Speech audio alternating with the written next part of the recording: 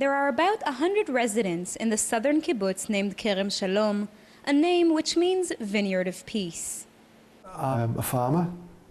I'm in charge of growing potatoes here on the kibbutz. We grow about 900 to 1,000 acres of potatoes a year. I love it. I'm a kibbutz secretary and social coordinator. I've been living here for the 7 years with my husband. Before this, I was living in city, and I think that the life in kibbutz is much more interesting. I'm a teacher, and in the kibbutz I coordinate the volunteers who come here. This year there are 9 volunteers. They work in the field, in education, and we all live a kibbutz life. Ironically enough, though, the Israelis living here have gotten used to a lifestyle which hasn't seen too many peaceful moments. The kibbutz is located right by Israel's border with Gaza, as well as near the border with Egypt. You're right at the junction of a very intense place, very intense location. So we live here from event to event, and when it is too quiet here, we begin to worry. So you worry when it gets too quiet? Exactly. Both Gaza and Egypt have been a source of terrorism for Israel, with continuous rocket attacks into populated Israeli areas from the Gaza Strip, with weapon smuggling in underground tunnels which go from Gaza to Egypt, and with the most recent terror attack in which militants from Egypt's Sinai killed Egyptian patrol guards and penetrated the border with Israel, targeting Israeli civilians. 2 weeks ago, we were at home with our family, and suddenly we heard firing, and we've gotten a text message that we must go to shelter. It was only the next morning, 7 or 8 in the morning, that we found out what had really happened. We couldn't go to work directly on the main road because the road was closed, because that was where the 2 troop carriers that had infiltrated from Egypt were finally stopped. The terrorists could have easily killed all of us. The men who were outside, the people in the houses, it's not so difficult to get inside if they want to shoot us.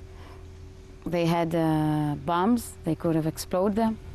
And this was not the only incident that took place right outside of this kibbutz. 6 years ago, an Israeli tank was attacked by Hamas gunmen right by that tower, killing 2 soldiers and kidnapping Gilad Shalit, who was then held in captivity for over 5 years.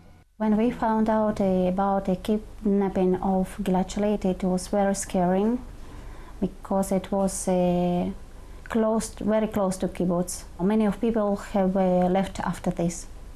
That's always been a frightening scenario, that a terrorist attack might come up from underground and they might infiltrate the kibbutz through a tunnel inside the kibbutz. And in that situation, the soldiers who are guarding us are much less effective. This 8-meter wall protects the kibbutz from Gaza. Additional security measures are applied as well in order to keep the residents safe. But one must wonder why people would choose to come and live in a place surrounded by security threats. I believe that people in the city have also threats as car accidents and violence, and here we just have another threats as security problems, and we just learn to live with them. I keep my optimism, and I believe that the things will change. This is my home. I never want to go back to the city. Here I feel I donate to my society. In the city, I live in my home. I don't even know my neighbors. I go to work, I come back from work, no one interests me. Here I know everyone. I volunteer, I do things for the kibbutz, for the society, for the other people in the kibbutz. I wouldn't replace it for anything in the world. Despite the terror attacks and despite the problems. If somebody would say, well, let's evacuate Kerem Shalom this week, does that mean next week we're going to evacuate Sderot and the week after Ashkelon? We live here, peaceful, law-abiding people.